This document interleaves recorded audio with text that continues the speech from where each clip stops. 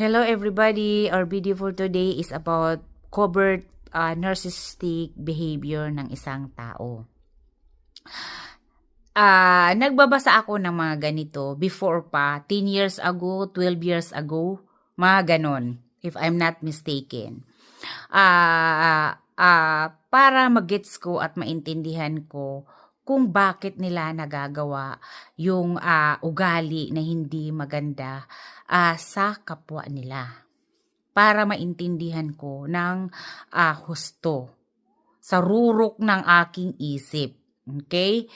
So ngayon, meron akong sa kakabasa ko ng mga videos or nagbabasa ng mga books, meron naman ako na-meet na few individuals na yung personality nila nag-fit in talaga doon sa covert narcissistic personality disorder. Okay? Ang mga covert narcissistic, very, very charm sila. Okay? Nandoon yung ipaparamdam sa'yo na nandyan ka,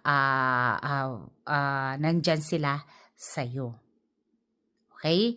Meron pa nga, kukumustahin ka, titingnan nila kung sino ka. At pag nakita nila na okay ka, mabait ka, target nila, i-manipula.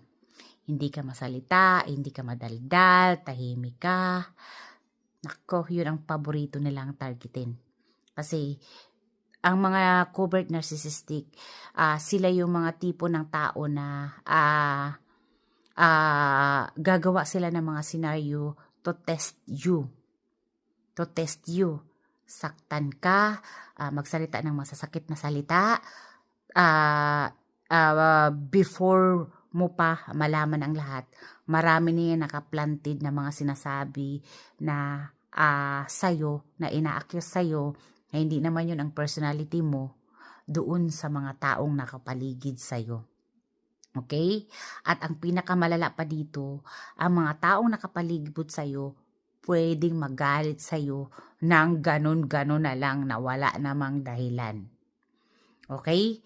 Kasi hanggat ang isang tao lang ang pinapakinggan at hindi man lang tinanong kung ano yung side ng story mo, that's a totally manipulation 101.